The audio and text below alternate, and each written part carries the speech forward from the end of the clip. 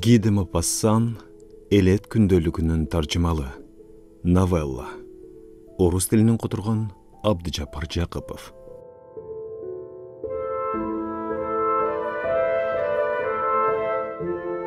Авырай соопсонун фермадагылар демейдегидей эрте түштөнүп, элдин баары талаага кетишкен эле. Үй кызматчысы Роза ашканада жалгыз калган. Мындагы ысык суу куюлган казандын алдындагы очокто чоктун кору али өчелек болчу. Күндүн тереси аркылуу столго төгүлгөн нурунан айнектин бүт кемик кемтиги чагылып, төрт бурч болгон эки жарыктан көзүн алгыс келбеген кыз анда-санда ишинен алаксып, казандагы суудан сузуп алып, шашылбастан идиш аякты жууп атты. Киши тоотпогон 3 тоок стол алдында күгүмдү чокуп жеп жүрүштү. Ачык эшиктен мал короонун жыты, көпкөлөрдөн кыктын чириген буусу келип, түшкү аптаптын тынчтыгында короздор үн салат. Кыз идиш аягын жыйнап столду сүртүп, очоктун күлүн чыгарды. Ашкананын төркү бурчунда чыкылдап соккун сааттын жанындагы бийик текчеге тарелкаларды койду да күрсүнүп алды. Ал кичине чыйрык кансып, көңүлү кандайдыр кирдегенсип турду.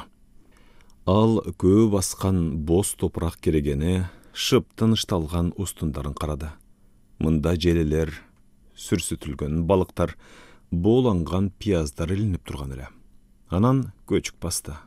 Узак убакыттан бери суу үстөккө босток төгүлүп келген жер тамандагы ным, аптап күндөрү коюу буулангандан улам анын жүрөгү анча-мынча айлангансып турду.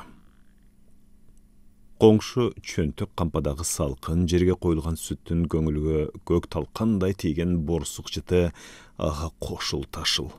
Ошого карабастан ал көнгөн адаты боюнча тигүүгө киришти, бирок өзүнүн муун жүүнү бошоп тургандыгын сезип, таза абада дем алуу үчүн сыртка чыкты.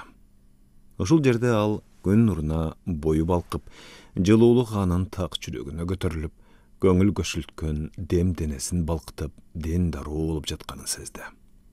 Эшик алдындагы үйүлгөн кыктан болор болбос буу чыгып турду.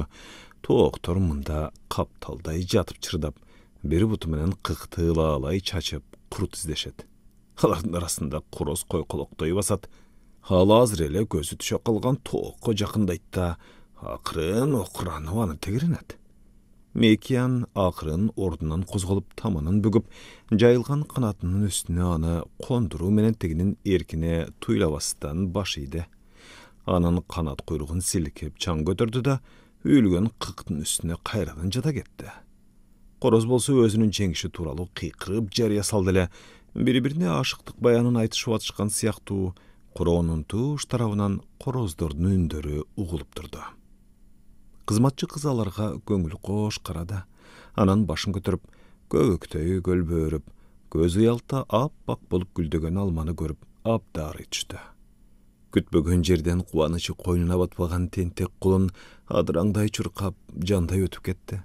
Ал дарак тигилген жээктен эки удаа чуркап өттү да, анан тык токтоп, өзүнүн жападан жалгыз экендигине таң калгандай жан-жакын каранды.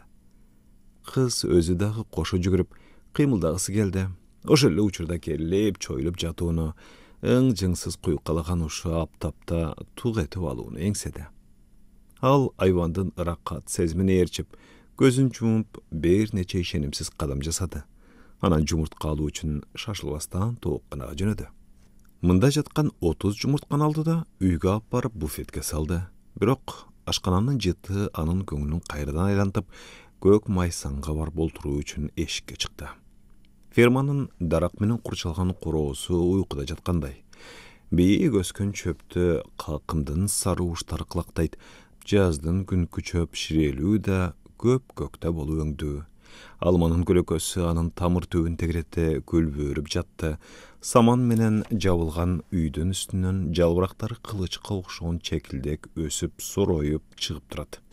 Күпкө менен мал сарайлардын нымы саманды тепчип бууланып чыгып, чегилген чылымдын түтүнүнө окшойт. Кызматчы кыз чийне менен арабалар коюлган бастырмага келди. Анын артында чоң куу бар эле, анын ичин көк жашыл жыты буруксыган сыя гүлдөр бетин бербей өскөн, андан ары сейрек токойлору, талаалар бар чоң өрөөн созулуп, Мында түшүм бышып, кээ жерлерден иштеген адамдардын тобу алыстан куурчактай кичинекей болуп көрүнөт. Оюнчуктай болгон ак аттар баланыкындай сокону тартып, анын артынан бою машактай болгон адам бара жатат. Ал чөбүйүлгөн жерге бир таңгак саман алып келүү үчүн барган. Таңгакын чуңкурга ыргытып жиберди да үстүнө олтура кетти. Бирок олтурууга ыңгайсыз эле. Ошондуктан таңгактын жибин чечип жиберди да саманды жазып, колун башына коюп, бутун сунуп, жеңил желпи чалкасынан жата кетти. Кирпиге өзүнөн өзү акырындык менен жабышып, жан иргиткен дем дароо көшүлтүп баратты. Көзү илинип баратып, ал күтпөгөн жерден кимдир бирөө көкүрөктөн эки колдон кучактай калганын сезди да дароо ордунан ыргып турду. Бул шыңга бойлуу, пекардиялык келишкен жигит Жак деген кызматчы эле. Ал кызга көптөн бери көз артып жүргөн. Бүгүн ал кой короодо иштеп жүргөн кыздын көлөкөгө кыңая калганын көрө коюп, демин ичине алып, добуш билгизбей жылып келген эле анын чачына саман уйпаланып жабышып турду. Ал кучактайын деди эле, бирок кыз жигитти жаакка келиштире бер чапты. Анткени ал тигинден чабал эмес эле. Бирок жигит митайымдык кылып кечирим сурады. Алар жанаша олтуруп, аңгеме дүгөн курушту. Кош айдоо мезгилинде ауа райынын жакшы болгондугу, быйыл жыл түшүмдүү боло тургандыгы, кожоюндун жаман адам эместиги, андан кийин коңшу колоңдор, бүт округ тууралуу, өздөрүнүн айылдары тууралуу айтышты. Балалык чактары, узакка, мүмкүн биротоло кош айтышкан ата энелери жөнүндө эске түшүрүштү. Ушул эскерүүлөрдөн улам кыздын муун жүүнү бошоп, жигит болсо жанагы өзүнөн алыстаган ойго багынып, кумарлануусу бойго батпай алууланып, улам жакындай олтуруп кыса баштады. Энемди көрө элегим көп болду. А дейбиз, бу дейбиз, бирок баары бир үйдө сагынат окшобойсуңбу? Деди кыз. Ал алысты тунжурай тиктеди. Көз алдында аралык кыскарып, алыскы түндүктүн бир жеринде кош айтып кеткен айылын элестетти. Күтпөгөн жерден жигит анын мойнунан кучактап, кайрадан өпкүлөдү. Бирок кыз муштумун катуу түйүп туруп, бетке катуу чапкандан тигинин мурдунан кан атып кетти. Ал ордунан туруп, башын даракка кыйшайта жылөдү. Ушул жерден кыздын бууру ооруп ага жакын келди да мындай деп сурады. Ооруп калдыбы? Бирок жигит каткырып күлүп жиберди. Муштумдун дал мурунга тийгени гана болбосо, кейиш жок. Ушунусу шумдук болду деп булдуруктады. Эми жигит кызга суктангандай карап турду. Ал мына ушул локуйган албеттүү кызга карата болгон өзүнүн урматтуусун эми таптакыр башка мүнөздөгү жакшы көрүүнүн, чыныгы махабаттын жаралып жаткандыгын сезди. Жандиккени басылган соң жигит кызга бирге басып келүүнү сунуш кылды. Анткени алар дагы эле жанаша олтура бере турган болсо, коңшусунун чоң муштуму тийип калабы деп коруп калган эле. Бирок кыз жигитти көчөдө жүргөнсүп колтуктап алды да мындай деди. Мени сыйлай жүрсөң болор, Жак, мунуң жакшы эмес. Жигит кайрадан актана баштады. Урматтабайсың деп кантип айтып жатасың? Сүйүп калдым, болгону ошо. Демек сен мага үйлөнөсүңбү? Деп сурады ал. Жигит ойлонуп калды. Анан кыз кандайдыр бир алысты телмиреттиктеп турганда көз кырынан уурданып ага карады. Анын торсойгон жүзүнөн кызылы тамп, лакыйган төшү чыттан тигилген кофтасын тээп, эриндери көлбөөрү балбырып, жайдак мойнунан тер таап турган. Жигит кайрадан ээликкенин сезди да кыздын кулагына эриндерин тийгизип мындай деди. Үйлөнөм. Ошондо кыз жигиттин мойнунан кучактап, узакка өпкүлөп жатты. Бул экөөнүн тең бүт боюн балкытып турду. Мына ушундан тартып экөөндө ашыктык азабы башталды. Алар көмүскө жерде кучакташып, ай тийген түндөрү үйүлгөн чөптүн ары жагына жакшынып жолугуп жүрүштү. Тамак ичип жаткан учурда мыктары орсок, терсек одуно кагылган бут кийимдери менен стол алдында бири-биринин буттарын көгөргөнчө тебелей беришчү. Кийинчерээк Жак суугансып кетти. Ал кездешүүдөн кача баштады. Кыз менен сүйлөшпөй калды, жалгыздап көзмө-көз калуунун жолун издебеди. Ошондо кыз шектене баштады. Сагынып саргайды, ушундан көп өтпөй өзүнүн кош бойлуу экендигин сезди. Адегенде бүт бою дүркүрөп коркуп кетти. Анан жинденип ачуусу күндөн күнгө күчөй берди. Анткени ал Жак менен сүйлөшүүгө эч кандай илажы таппай койду. Жигит буйталактап качып жүрдү. Акыры үйдөгүлөрдүн баардыгы уктап аткан түндөрдүн биринде кыз жыңайлак, эч көйнөкчөн шырп балдырбастан кородон өтүп, аткананын эшигин ачты. Жак ушул жерде аткананын төш жакындагы саман салынган аштоодо уктап аткан. Ал кыздын келаткан дабышын угуп, уктамыш болуп калды. Кыз аштоонун ичине кирип, тизелей олтурду да жигитти алка жалкадан кармап силкилдетип ойготту. Жигит көчүк басып олтурду. Кыз тишин кычыратып, ачуусунан калчылдап мындай деди: Мага сен үйлөнүшүң керек. Сен үйлөнөм деп убада бербедиң беле? Жигит каткырып күлүп, мындай деп жооп берди: Жүргөн кыздарымдын баарын эле үйлөнө бермек белем. Кыз жигитти кокодон кыса кармап чалкасынан салды да, мына ушул сыйрытмактай болгон кучагынан чыгарбай туруп, бетине тике карап мындай деп кыйкырды: Менин боюмда бар, угуп атасыңбы? Боюмда бар. Жигит аптыгып аба жутуп жатты. Жылкы аштоонун көзүнөн аймап сууруп алып, ылаалап чайнап аткан самандын кырт эткени дабышы болбосо, мына ушул ыңжыңсыз тынчтыкта экөө тең кыймылдабастан катып калышты. Ошондо Жак кыз өзүнүн күчтүү экенин түшүндү да, мындай деп кырылдады: Болуптур, үйлөнөм. Эш ушундай болуп калган соң, үйлөнөм деп атпаймынбы? Бирок кыз анын убадасына ишене бербеди. Кечиктирбе, деди кыз. Эртең эле жарыя сал. Мейли, эртең деле болсун, деди жигит. Кудай алдында ант бер. Жигит ыргылжың болгон менен, бирок айласын таппады. Кудай урсын, үйлөнөм. Кыз ошондо гана манчаларын жазып, бир да сөз кошумча айтпастан чыгып кетти. Кыз менен жигит бир нече күн сүйлөшө алган жок. Жигит эми ар түнү аткананы кулпулап беките турган болуп калды. Кыз болсо бирөөлөр билип калабы деп түрсүлдөткөндөн айбыкты. Ошентип күндөрдүн биринде эртең мененки тамакка башка бир кызматкер жигит келип олтурду. Жак кетип калдыбы? Деп сурады кыз. Ооба, мени анын ордуна алышты, деп жооп берди тиги. Кыз ушунчалык катуу калчылдап кеткендиктен тутка таяктын башындагы казанды араң чыгарды. Анан баардыгы ишке кетип калган мезгилде өзүнүн кичинекей бөлмөсүнө кирип, үнүмдү эч ким укпасын деп жаздыкты кучактап алып, көпкө чейин ыйлай турган болду. Күндүзү кыз эч шек туудурбастан жигит тууралуу сурамжылап билгиси келди, бирок кайгы анын ой санаасын бүт ээлеп, кимден гана сурабасын, аны шылдыңдап жаткандай сезилди. Ошондой болсо да кыз жигиттин бул жерден биротоло кетип калганын билип, жаны тынды. Эми кыз үчүн жашоо тозоктун дал өзүнө айланды. Ал өзүнүн эмне кылып атканын эле салбай, күн тынымын билбестен иштеп жүрдү. Билинип калса эмне болот деген ой анын санаасын таптакыр ээлеп алды.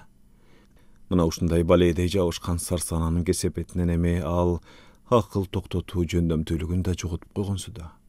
Акыры алып тына турган ажал сыяктуу улам жакындап качып кутулууга, мисин кайтарууга болбой турган күндүн жолун туруп, чыр чатакты чыгарбай коюуга аракеттенбеди.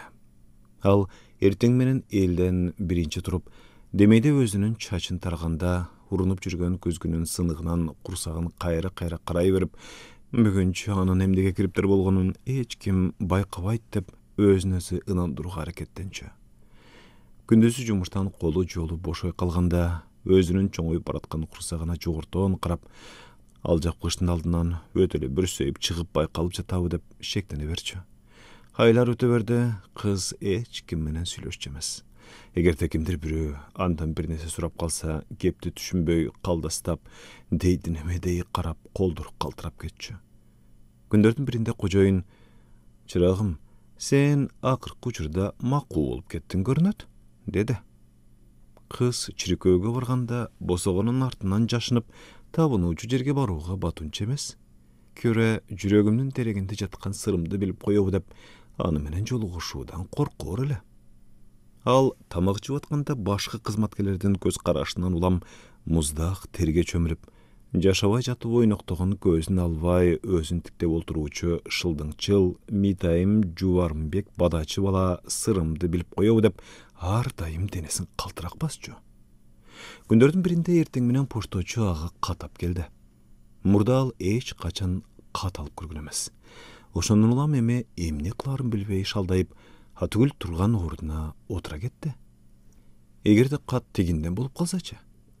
Кыз кат таануучу эмес. Ошондуктан сыя менен жазылган барак кагазга кооптуну аяр кырады.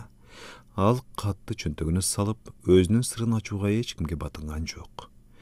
Бирок эми жумуштан кайпактап, көп алаксып, аягына кол коюлуп, сулуу жазылган саптарды далайга тиктеп олтуруучу. Кокусунан мындагы айтылган сөздөрдүн маңызын билип алармын деген бүдөмүк үмүткө азгырылуучу.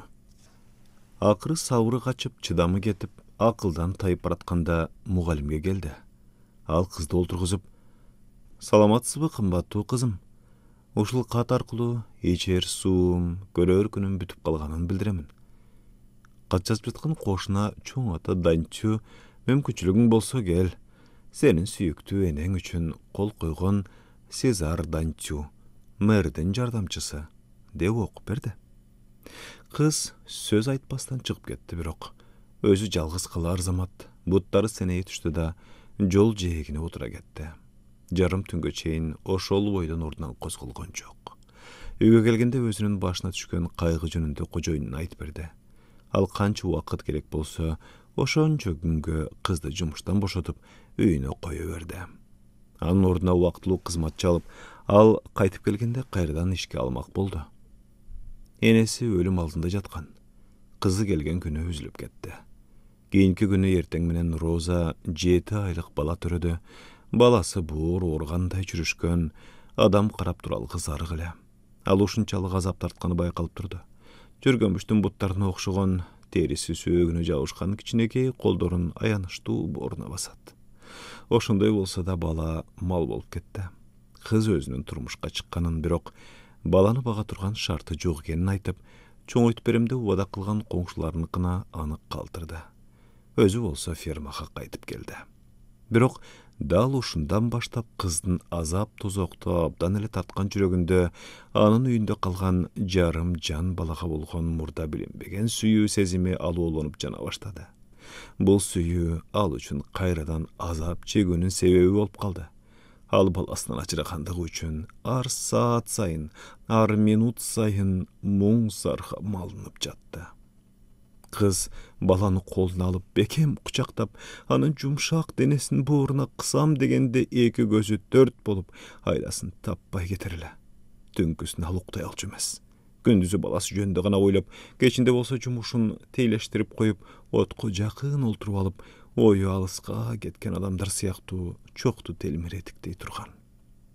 Фермада болсо кыз жөнүндө ушак айың сөз тарап, анын жигити тууралуу эмиш-эмиштер айтылып, анын кебетекешпири кандай, бою шыңгабы, колунда бардарбы, ушуларды билгилери келип, өйлөнүү тоюна качан чакырат, качан чиркөөгө барып нике кыйдырышат деп сурап атышты. Ошондон улам кыз көп учурда эл көзүнө көрүнбөй качып, өн чыгарбай ыйлап алуучу. Анткени мындай суроолор анын жүрөгүн ийне менен сайгандай оорутуп турар эле.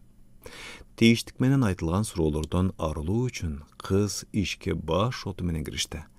Бирок да баласын бир да мүнөт эсинен чыгарган жок. Акчаны канткенде көп чыйнайм деген ой эми анын санасын бүт эйлеп алды. Ал кожоюн маянасын көбөйтө тургандай кылып мыкты иштөөнү чечти. Ошентип, бара-бара үй ичиндеги бардык иштерди өз колуна ала баштады. Күнүлөш кызматчы кызды кубалатып чыгарды. Эми ал эки адамдын жумушун аткарып аткан соң, анын кереги жок эле. Баарынан нандан, майдан, шамдан кемитип кескиле үнөмдөй берчү, нандын тоокторго курулай эле чачылып, жемдин малга өтө куркуратып берилбешине көз салчу. Ал кожоюндун акчасын өзүнүкүнөн бетер калтырап титиреп эсептеп, базарга фермадан алып барганын кымбатка соодалап, өздөрүнүн азык түлүктөрүн сунуш кылган дыйкандарды аттап, жиптеп, алдап пайда тапканды билүүчү. Ошондуктан алып сатык иштеринин бардыгы, жумуштарды бөлүштүрүү, кампанын ачкычы анын жалгыз өзүнө тапшырылып, көп өтпөй эле эч алмаштырылгыс болуп калды. Ал бардыгына жаздым кетирбестен көз салып, анын ушундай сарамжалдуулугунун натыйжасында ферма гүлдөп өсө баштады.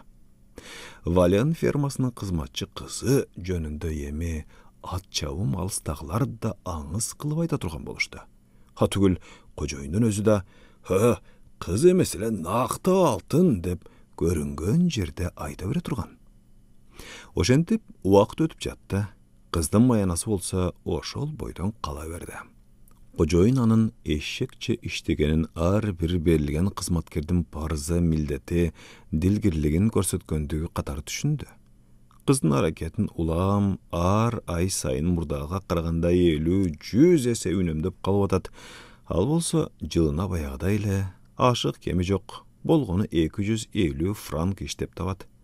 Ушулой кыздын улам жанына батып, эжикейде езип турду. Ал маянама үстөк кошкун деп суроону чечти. Кожоюнга 3 жолу кирип, ар жолу башка иш тууралуу сүйлөшүп чыгып кетти. Ага бул иштин кандайдыр осол жагы бар сыяктанып, акча сурагандан уялды. Ушундай күндөрдүн биринде фермер эртең менен ашканада жалгыз оокаттанып жаткан учурда кыз кекештенип, мукактанып, өзүнүн иши жөнүндө аны менен сүйлөшөйүн дедим эле деген сөздү айтты. Ал бир колундагы бычактын учун жоору жакты каратып, сойройтуп, экинчи колуна кесим нанды кармаган бойдон башын көтөрүп таңкала сенейип карап калды. Кыз анын мындай көз карашынан уялып, кысталып тургандыктан үйүнө бир жумага жиберүүсүн, табы болбой тургандыгын өтүндү. Кожоюн ошол замат макул болуп, өзү да карбаластай түшүп, сен кайтып келгенден кийин сүйлөшө турган менин да сөзүм бар, деп кошумчалады. Бала 8 айга карап калган. Кыз аны тааный алган жок. Баланын бетине кызыл жүгүрүп, толуп, жаңы бышкан дүмбүлдөй болуп, бүткөн боюнун баары оролуп, таңылып салган эле, ал ыраазы болгонун билгизгендей, мулуңдай бөлтөк кичинекей манчаларын акырын кыймылдатып койду. Кыз балапанын караган куштай болуп, баланын үстүнө үйрүлүп түшүп баса калды да, өлүп талып өпкүлөй баштады. Бала корккондон бакырып ыйлап жиберди. Ошондо кыз өзү да бышактады. Анткени бала энесин тааныган жок. Баккан энесин көрө коюп колун сунду. Бирок 2 күн эле бала ага кошулуп, аны караар замат жаркылдап күлүп калды. Кыз баланы талаага көтөрүп барып, жинди болгон неметей колун сунуп алып, аны менен чуркап жүрдү. Дарактын көлөкөсүнө олтуруп алып, наристенин али эч нерсе түшүнбөгөнүнө карабастан, ушул бөлөк жанга өмүрүндө биринчи жолу ички дүйнөсүн ачып, өзүнүн кайгы капасын, түйшүгү, көңүлдөгү дүрбөлөңү, үмүтү жөнүндө айтып берди. Бирок энесинин шакардай кайнап, тынымсыз үйрүлүп эркелеткени баланы тажатып жиберди. Кыз үчүн баланы ороо, киринтүү, кийинтүү чексиз кубаныч эле. Ал тургай бала алдын булгап койгон учурда жал аягын тазалоо ал үчүн бакыт эле. Мындай учурда ал энелик үлүшкө бөлүнгөн парызын аткарып жатканын сезүүчү. Кыз балага карап, ал анын баласы экендигине таң калуучу.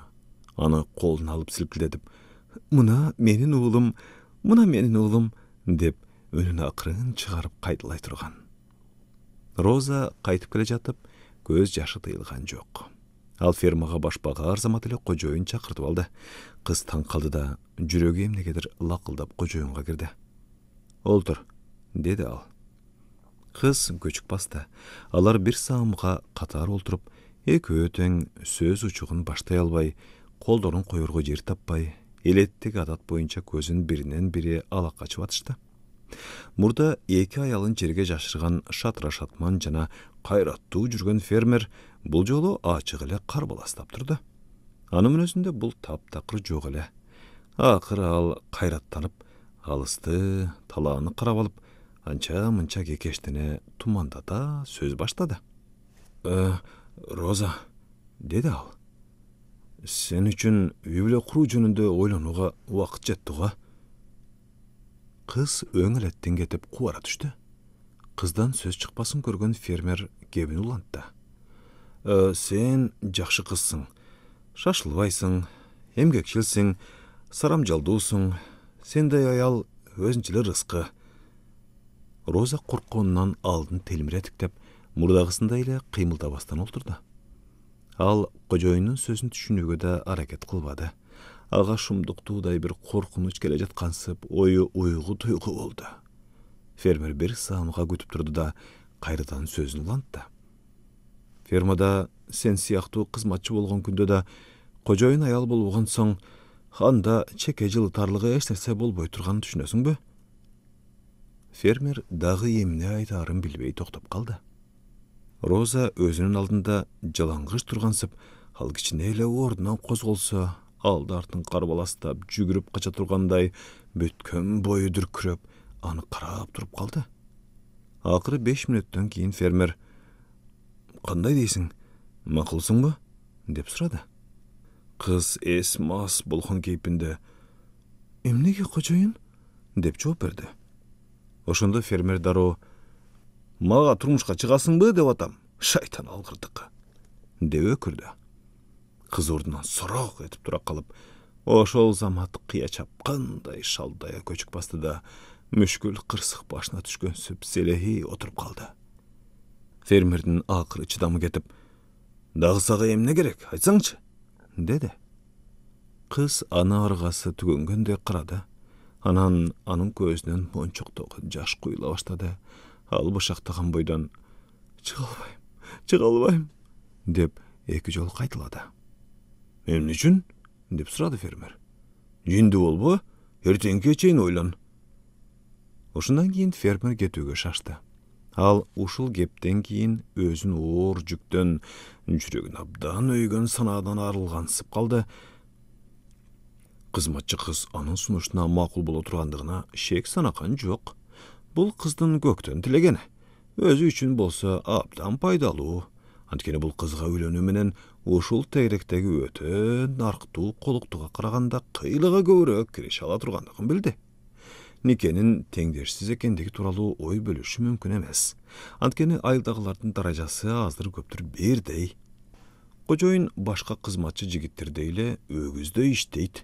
Алар да көп учурда эртеби кечпи өздөрү кожоюн болуп калышат. Кызматчы кыздардын да кожоюн болуп калгандары четтен чыгат.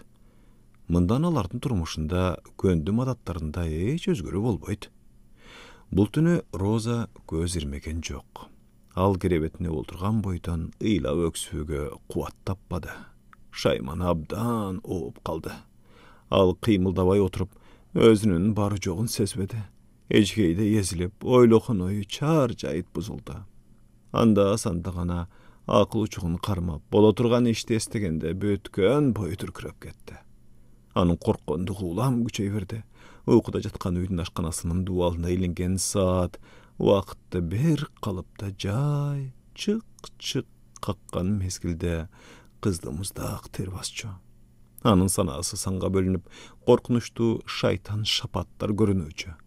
Шамы чөр замат, дыйкандар балей жабышты деп ойлогон учурдагыдай акылдан ажырап, ушул кырсыктан кулак уккус, көз көркөз жакка качып житип кетүү оюнан ажырай албады. Өкүнүн бакырган үнү чыкты. Роза селт этип, жалдайган боюн түзөп, колу менен бетин чачын сылады. Денесин сыйпалап көрдү да, анан дейди болгон немедей ылдый жөнөдү. Короого жетип, кайсы бир алагүү болгон силсаяк байкап калбасын деп 4 аяктап басып жөнөдү. Анткени уясына батууга жакындап калган айдын жарыгы сүттөй аппак болуп бүт талаага төгүлүп турган. Ал дарбазаны ачпастан кашаадан секирип өттү. Анан талаага жетти да чуркап жөнөдү. Ал башы оогон тарапка чуркап баратты. Анда санда катуу кыйкырып, жеңил желпи тызылдап жүгүрүп бараткандыгын сезген жок. Аны жандай жерге төшүлгөн упузун көлөкөсү кызды коштой чуркап баратты. Кейде гана сокур чымчык төбөсүндө тегеренип учуп жүрдү. Фермадагы короочу иттер анын табышын угуп, ажылда үрө башташты. Бирит коодан өтүп, теш салмакка кыздын артынан тыз койду. Бирок Роза артына кылчайып ушунчалык катуу кыйкырып жибергенде тиги четке кача берди. Куйругун такымына кыпчып, коңулга кирип, үн катпай калды. Талаанын тигел бул жерлеринде бөжөктөр бүт үйүрү менен ойноп жүрүшкөн, бирок Диана кейиптенип, акылдан адашып, жаа бербей чуркап келе жаткан аялды көрүп, чочуп кеткен айвандар туш келди тарапка качып жөнөштү. Эне коен балдары менен көздүн кайын болду. Чуңкур арыкта бөжүп жаткан ата коен буту-бутуна тийбей сызып жөнөдү. Анын тикирейген узун кулагы менен сереңдеген көлөкөсү батып бараткан айдын жарыгында ерибеңдеп турду. Ай эми жердин чегине чейин жетип, горизонттун кылда учуна коюлган өтө чоң фонарь сыяктуу өрөөңгө нурун төгүп турган. Асман мейкиндегенде жылдыздар жымыңдашат, куштар сайрап, таң жөөк салды. Чыйрыккан кыз демин араңдан басып, күндүн нуру алуулонгон таңдын кызыл пардасын тепчип атканда ал кадамын токтотту. Чалыккан буттар баспай калды. Дал ушул жерден ал суу жаткан чуңкурду, абдан чоң чуңкурду көрдү. Анда тунуп турган сууга күндүн жаңыдан атып келаткан кызыл нуру чагылып, ага кан сыяктуу көрүндү. Кыз секин төкөрөңдөй басып, колун көкүрөгүнө кысып, сууга бутун салуу үчүн басып барып чуңкурга түштү. Ал чөпкө олтурду да, баш аягына чейин чаңга бөлөнгөн улчуйгон бут кийимин чечти да, жогору бетине кез-кезде абанын көбүктөгөн жел кабыгы жарылып турган мелтиреген тунук сууга бутун малды. Жан жыргаткан салкындык согончогунан көкүрөгүнө көтөрүлдү. Ал ушул көгүлтүр чуңкурду көз ирмебей карап турду. Кокусунан анын башы айланып, ошол жакка боюн таштагысы келип, бул азгырык тизгин бербеди. Ошентсе ал азап тозоктун биротула бир жолу кутулат эле. Ал бала жөнүндө эми ойлобой калган. Ал тынч алып, толук эс алгысы келди. Ойлонгус түшкө чөмүлгүсү келди. Ал ордунан туруп, колун көтөрдү да 2 кадам алга басты. Суу эми санына чейин жетип, кыз сууга жабыша түшкөнсүп, бакырып өкүрүп, жан талаша суудан ыргып чыкты. Кыздын 2 бутунун тизесинен согончогуна чейин жабышкан узун сүлүк курттар канын соруп, денесине жабышкан бойдон борсоюп жүрүшөт. Кыз аларга кол тийгизүүдөн чочуп, коркконунан чаңырып жатты.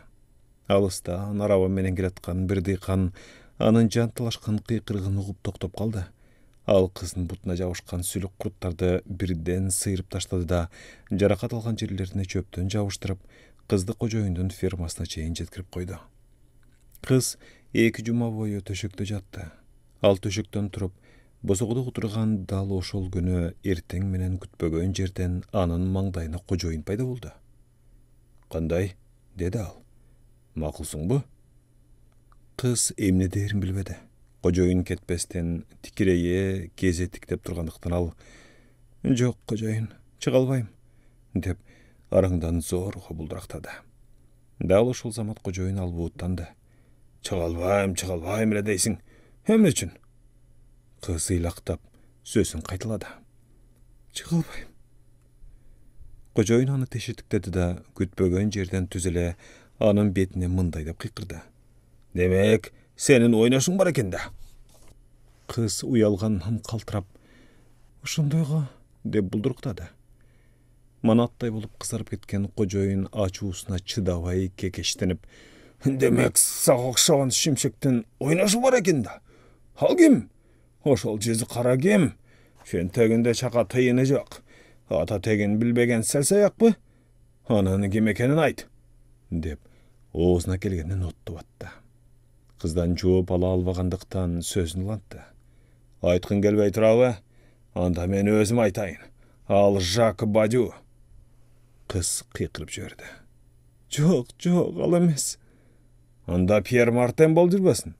Жок, кожоюн, ал эмес». Ачууга алдырган кожоюн округтагы жигиттердин баардыгын санап өттү.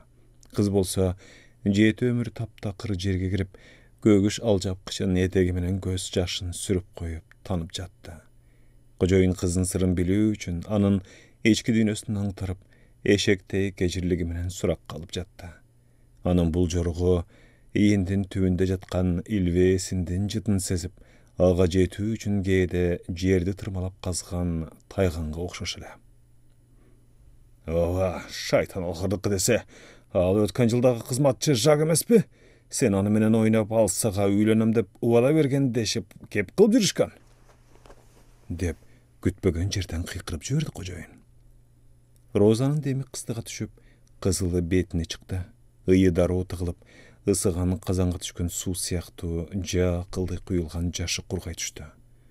Жок, ал эмес, деп баса сүйлөдү ал. Ошондойбу? Калп айткан жоксуңбу?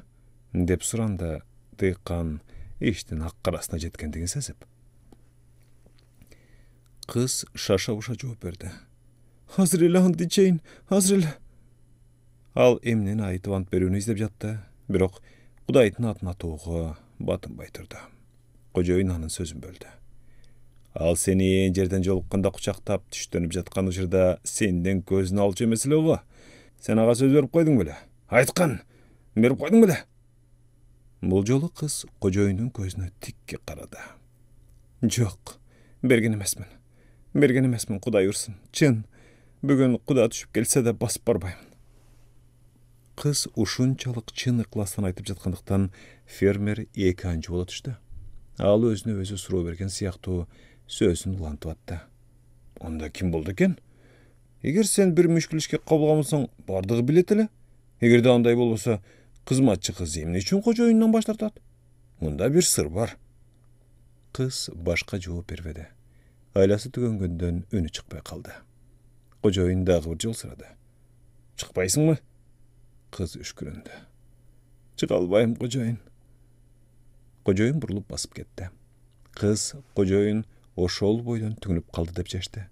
Ал тургай тынчтанып да калган, бирок карлыгы жетип калжайган боз атка кошуп, аны таңертеден моло таш сүйрөткөн сыяктанып жанчылып, азап чегип жүрдү. Ишин бүтүрөр замат жаздыкка башын койду да, ошол замат көзү илинип кетти. Түн ортосунда кимдир бирөө эки кол менен анын төшөгүн сыйпалап атканынан улам уйгунуп кетти. Роза коркконунан ордунан ыргып турду, бирок ошол замат өнүнөн ал кожоюн экенин билди. Коркпогон, Роза, мен сени менен сүйлөшкөнү келдим, деди ал. Адегенде кыз таң калды. Анан ал төшөктүн ичине кирүүгө аракеттенгенде кожоюнуна эмне керек экендигин түшүндү жана бүт денесин калтырак басып, төшөктүн ичинде караңгыда уйкусуунун ортосунда жылаңач чабалында өзүн эңсеп жанында турган эркектен качып кутулууга эч аргасы жок экендигин сезди. Албетте, ал оңой олтоң эле ийилип кеткен жок. Бирок ылаалай каршылык көрсөтүү, жаратылышынан чабалдар күчтүүсү дайыма ийгендей эле инстинктке өзү багынды. Анткени чабал мүнөздүү жана борпоң адамдарда начар өнүккөн эрк аларга жардам бере албайт. Кыз оозун фермерге өптүрбөө үчүн башын бирде оңго, бирде солго буруп жатты.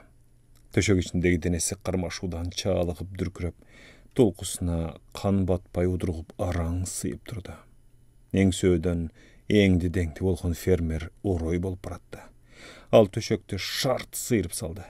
Кыз дал ушул жерде мындан ары кармашууга өзүнүн алсыз экендигин түшүндү. Страус канатынын алдына башын каткан сыяктуу эле уялганынан бетин колу менен жаап, каршылык көрсөтүүсүн токтотту. Фермер таң аткыча кыздын койнуна түнөп чыкты. Ал кийинки кечте дагы келди. Ошондон тартып ар күн сайын келе турган болуп калды. Алар чогуу жашай башташты. Күндөрдүн биринде фермер мындай деди. Мен жарыя салуу жөнүндө буйрук кылдым. Кийинки айда үйлөнөбүз. Кыз жооп берген жок. Эмне деп айтмак эле? Каршылык да көрсөтпөдү. Анын колунан эмне келмек? Кыз кожоюнуна турмушка чыкты. Ал өзүн эч качан чыгууга болбой турган түбү жок чуңкурга түшүп кеткендей, ал эми кырсык болсо, азыр кулап кетүүчү абдан чоң аскадай дөбөсүндө салаңдап тургандай сезилди.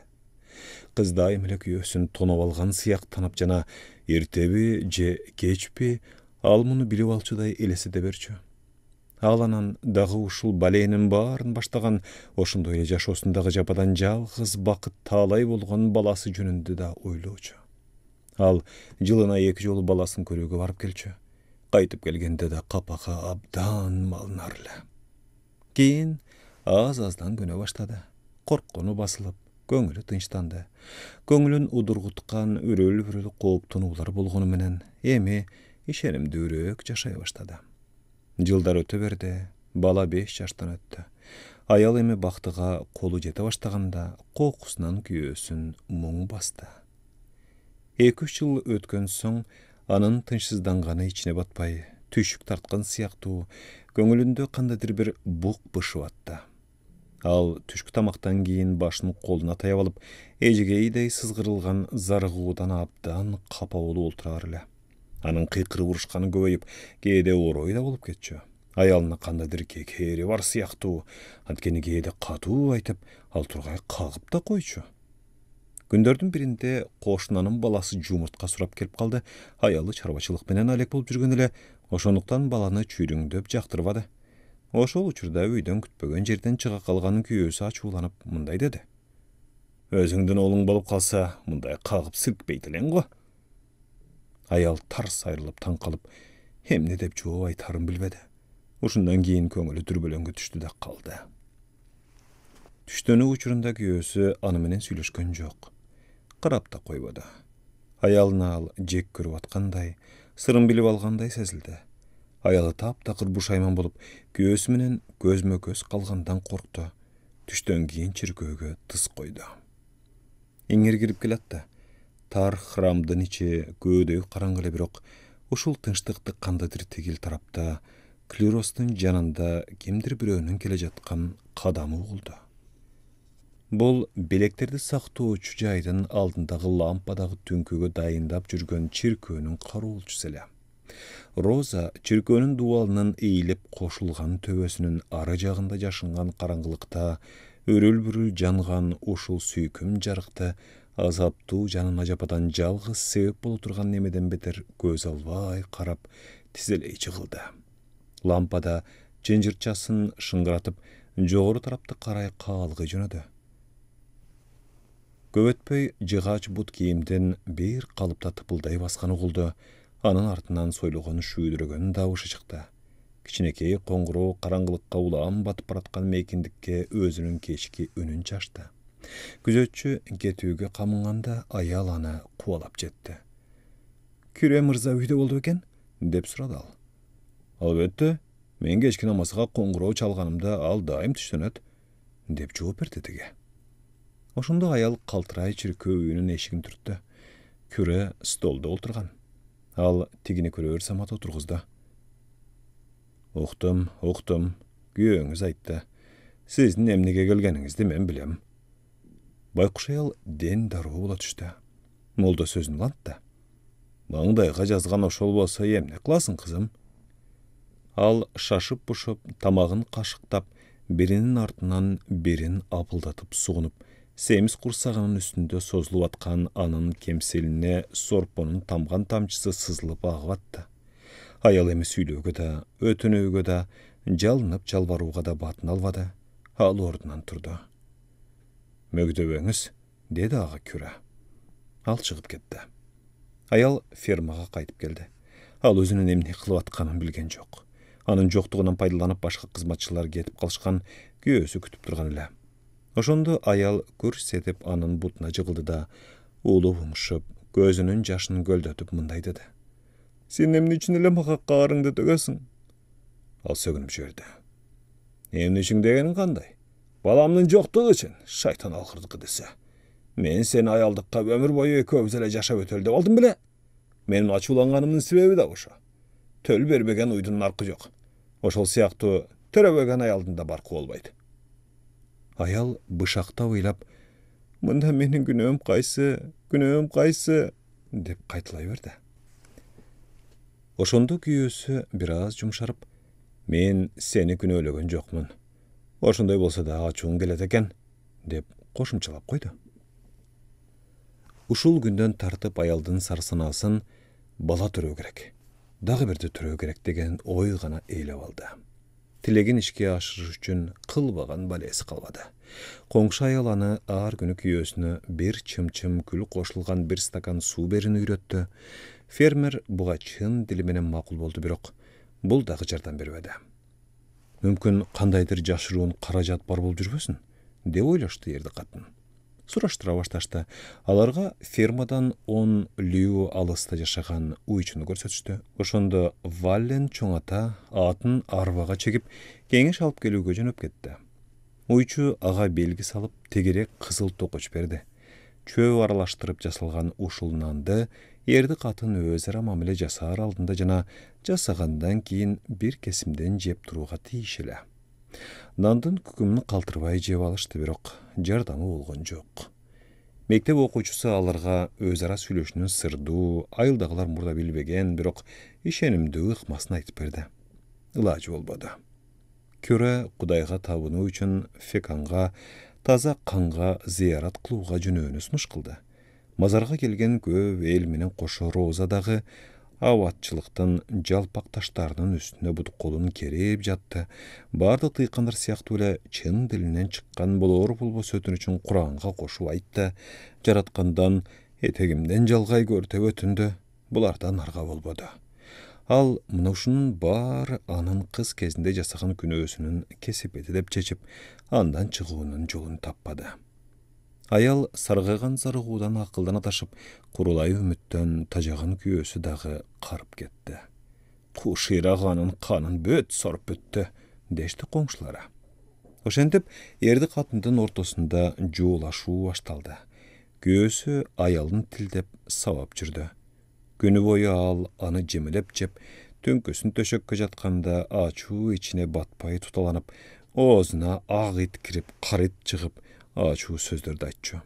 Мына ушундай түндөрдүн биринде аялынын жанын дагы кандайча ачытуунун айласын таппаган күйөөсү ага төшөктөн туруп таң аткыча курооду жаандын алдында күтүп турууга буйрук кылды. Аял макул болбоду. Ошондо күйөөсү аны кокодон алып муштум менен дал бетке муштады. Аял үн катпады, козголуп да койбоду. Жинденген күйөөсү аялдын курсагын тизелей матап, тишин кычыратып, жинди болгон абалында өлөөрүнө карабай сабап кирди. Ошондо аргасы калбаган аялдын ачуусу келип, катуу силкип, күйөөсүн дубалга жабыштыра чапты да, өзү ордунан туруп, өзгөрүп кеткен кардыккан үнү менен мындай деп кыйкырды. Менин балам бар менин. Жактан тууп алгам. Сен Жакты тааныйсың. Ал мага үйлөнөм деп убада берип, ошол бойдон кетип жоголду. Күйөөсү таңданганынан сенейип катып калды. Анын ою аялыныкы сыяктуу эле удургуп турган. Сен эмне деп айттың? Эмне деп айттың? деп булдуруктады.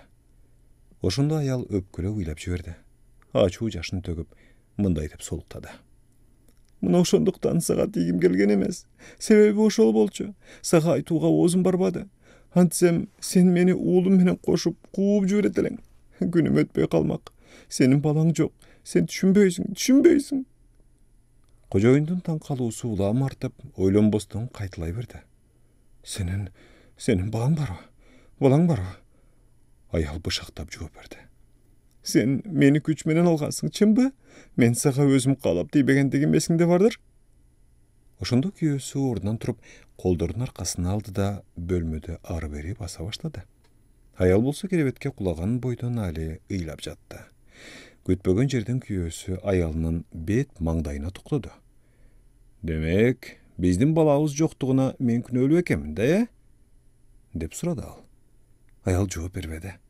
Күйөөсү кайрадан каршы терши баса баштады да, анан дагы бир ирет суроо салды. Сенин балаң канчада?